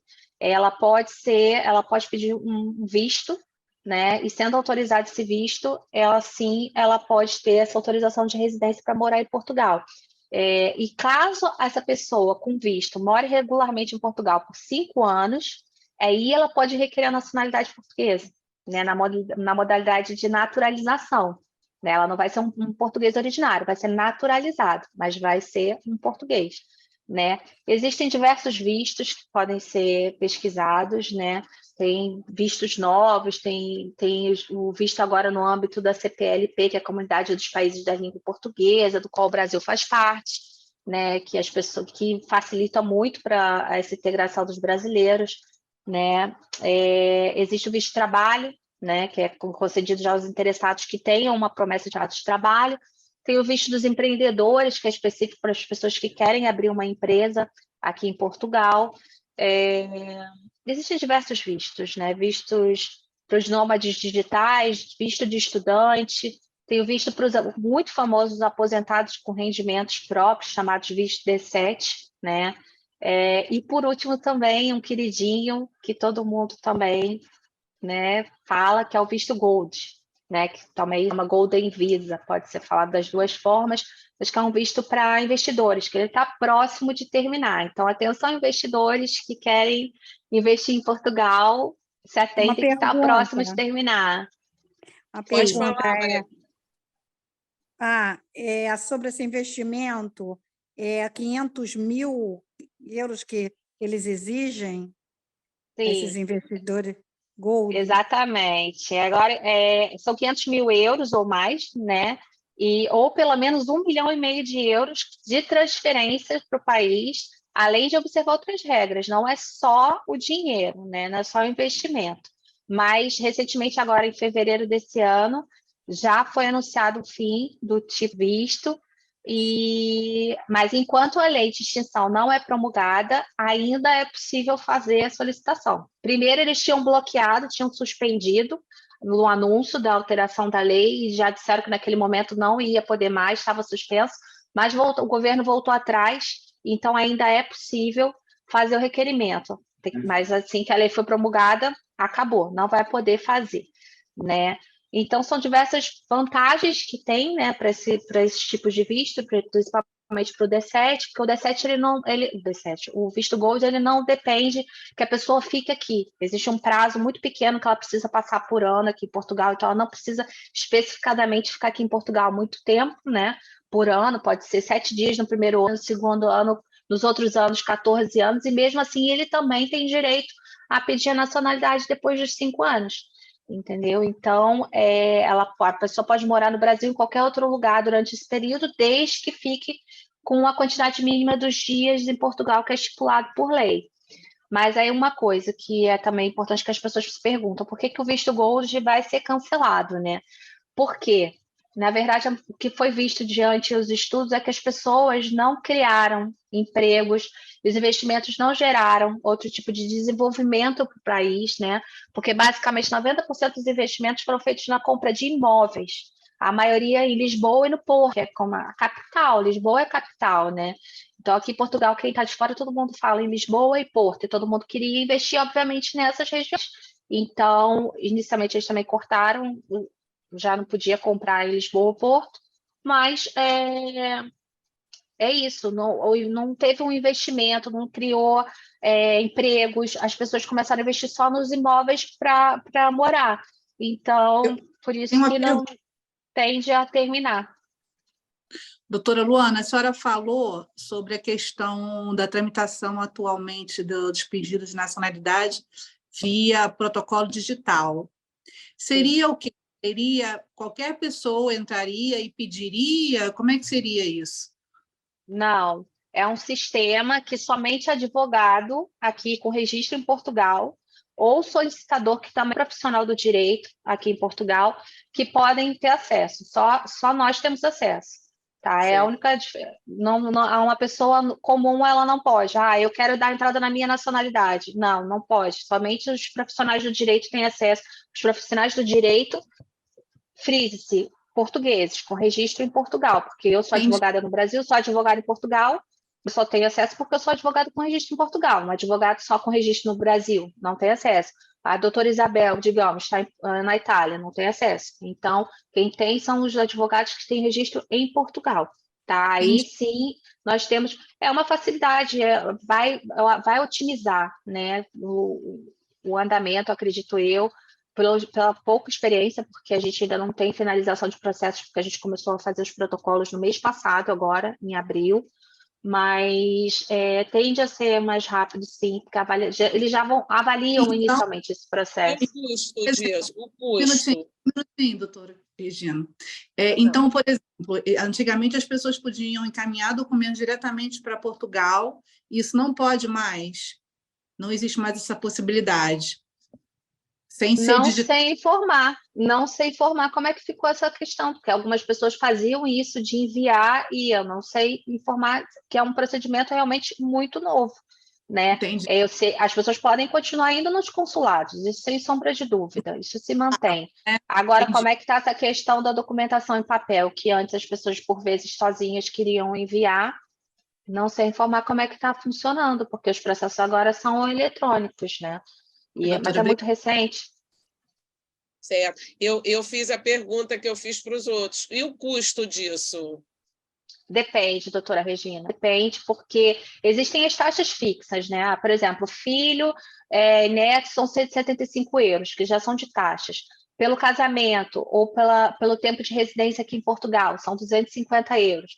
Então, já os menores de idade não pagam, são isentos. Então, mas agora a questão de honorários, tudo depende, porque cada família, cada pessoa, cada cliente, ela tem uma coisa específica. Às vezes precisa de uma retificação, às vezes precisa fazer pesquisa de uma certidão, não tem, as pessoas por vezes não têm os documentos dos portugueses, então tudo varia, né? Realmente não tem um valor pré-fixado para cada coisa, depende do tipo de trabalho, porque cada um tem uma especificidade, não é igual para todo mundo, né? O procedimento.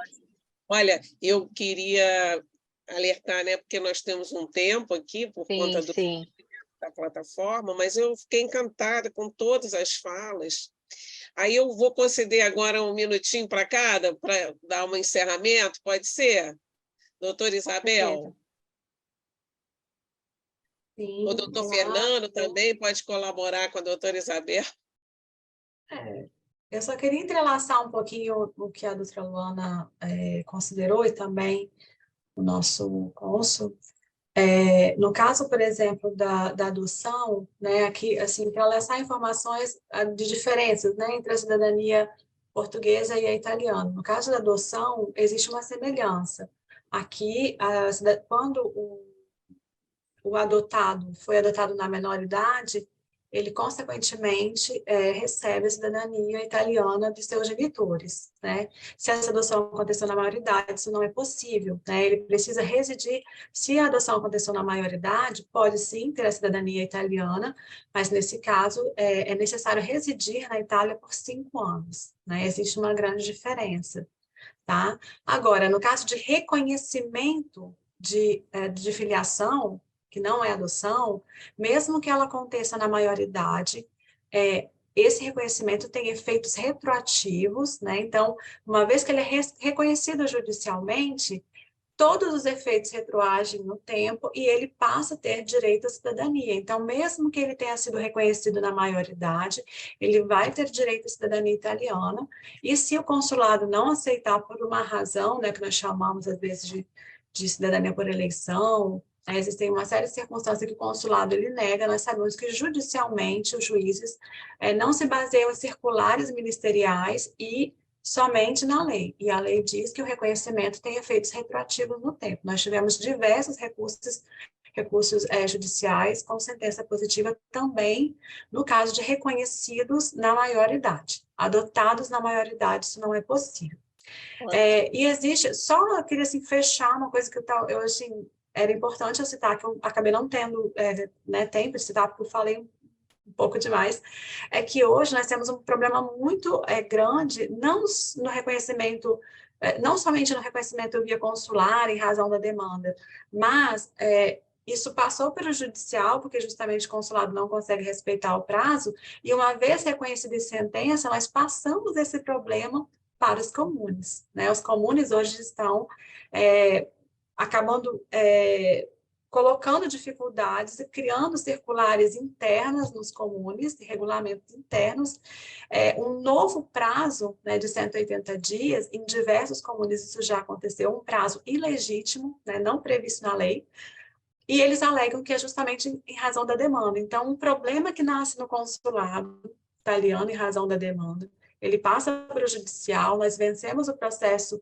judicialmente, e o que está acontecendo ultimamente é, na transcrição dessa cidadania, síndacos, né, que são equivalentes a prefeitos, negarem a transcrição imediata e estabelecendo um termo ilegítimo. E, nesse caso, nós temos que agir de forma até mais severa, mais dura, muitas vezes até com denúncia, né, porque o desrespeito a uma sentença transitada em julgada e de uma ordem judicial, a gente sabe que na Itália é um crime, né, então muitas vezes eu tenho que agir severamente, né, nesses casos, e também se abre margem para um novo recurso de ressarcimento de danos morais. Então, a cidadania italiana, exatamente por causa dessa questão populacional, né, de um percentual muito alto, né, de descendentes, acaba causando um problema de bloqueio no início, né, na fase ainda do procedimento administrativo via consular, que transmitida via judicial a gente consegue ter uma vitória, que muitas vezes transita em julgado, ou seja, não tem apelação da parte do Ministério Interno,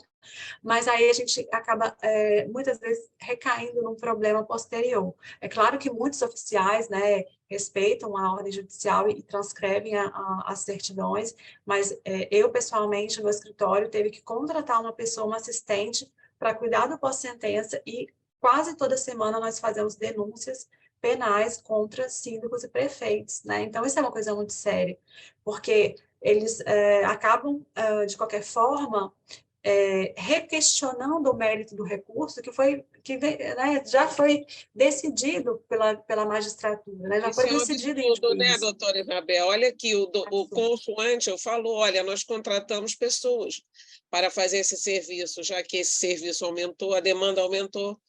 Então, eu acho que é um problema também político, né? Porque que na Itália não se concebe essa possibilidade de você, né, dar eficácia a uma decisão judicial. Isso é muito sério. Exatamente. Muito sério, sim. Tá bom, doutora Isabel. E o doutor Fernando quer fazer algum aporte? Não, eu queria só agradecer mesmo.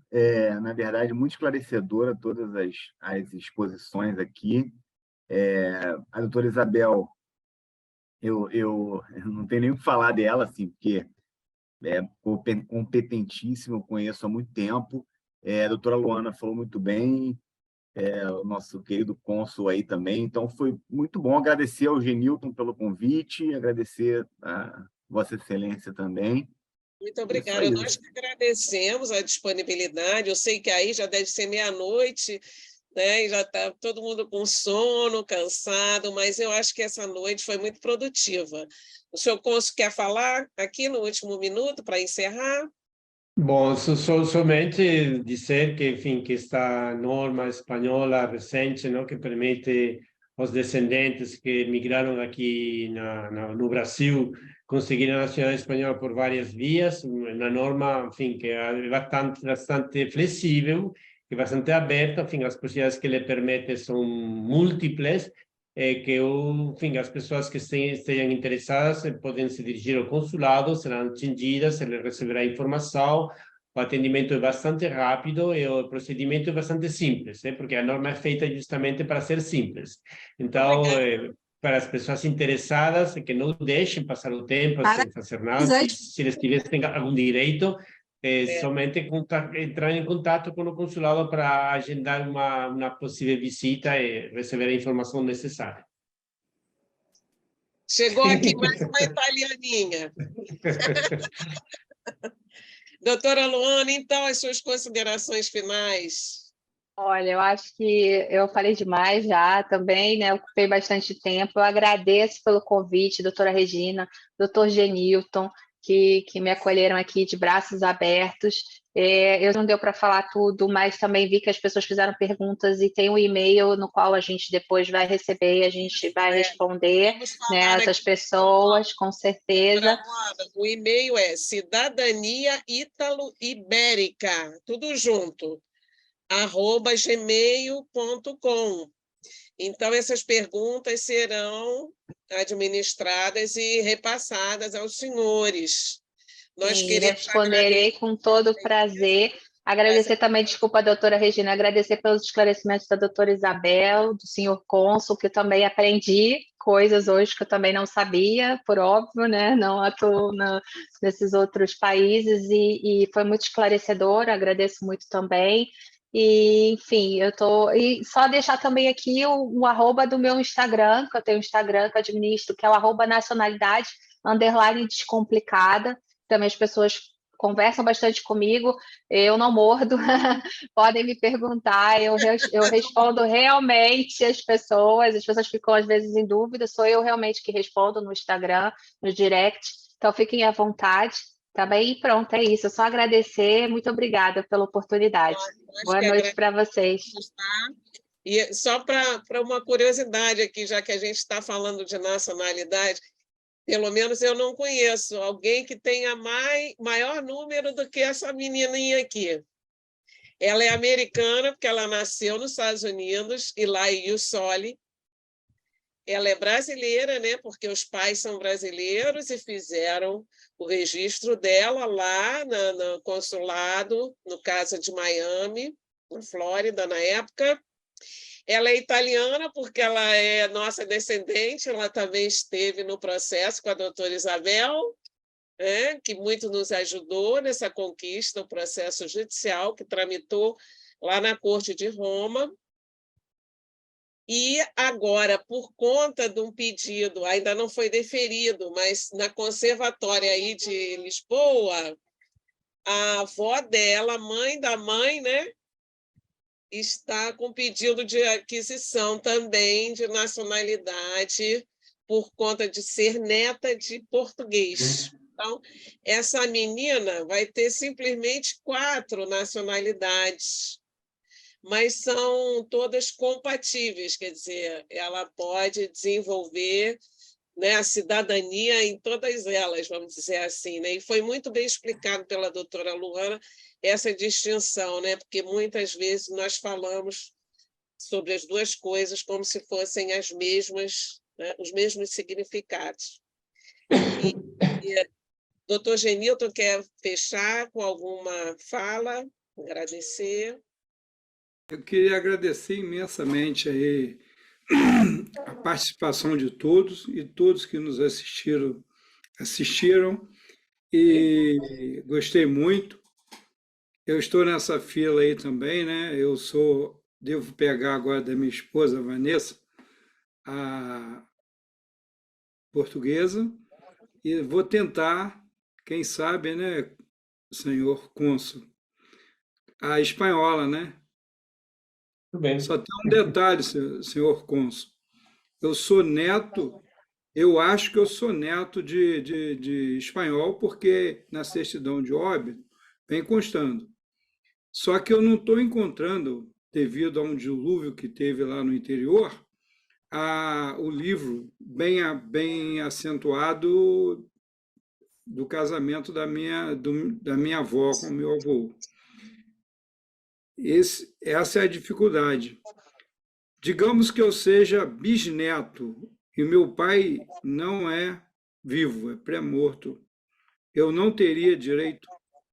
Não. Vale Não, $1 milhão a pergunta. Como bisneto, não. Como neto, sim. Mas como bisneto, não. O que a norma estabelece é que os filhos e os netos de pessoas nascidas na Espanha, espanhóis, originariamente espanhóis, podem pedir a nacionalidade espanhola agora com essa nova norma. Mas se você é bisneto, você não tem esse laço. Não, mas eu acho que ele é neto, sim. Ele tem que achar o documento, mas ele vai encontrar, né? Vai procurar. Mas eu acho que acho que é fácil encontrar uma certidão de nascimento, de casamento no registro civil, porque todos os registros civis na Espanha eles têm cópia no registro central, então, não sei, estranho que você não encontre essa certidão. Na Espanha sim, nós estamos procurando, sim. Também. É isso, e agradecer em nome da OAB e a doutora Regina, em nome do IMB. Eu também posso falar em nome do IMB, porque eu sou também sócio, né? Pelo Benemérito. E vamos fazer outras lives igual a essa, né? Porque a dificuldade maior para todo mundo é o que eu estou fazendo agora, é correr atrás da documentação. É muito difícil achar a documentação, né? Muito obrigado, e a doutora Regina Lúcia pode finalizar a hora que desejar. Tá bom. Algum questionamento assim que alguém queira fazer antes da gente encerrar? Porque eu acho que vai acabar nosso tempo mesmo, e eu tenho medo deles pararem de repente, porque isso não depende de nós. Isso é da própria plataforma que nós nos utilizamos, né? Mas foi ótimo, eu adorei, o IMB fica imensamente grato com a disponibilidade de vocês, das falas, da elucidação, da ilustração que nós adquirimos essa noite. Tá? Muito obrigada. Eu vou pedir ao Vidal para encerrar devidamente a nossa live. Perfeito. Feliz final de noite, não é? Já madrugada aí na Europa, e dizer que depois da manhã estarei aí estou arrumando minha mala, amanhã eu embarco. Tá bom? Um abraço para todos e boa noite. Abraço. Buenas noches. Tchau. Buenas Boas noites.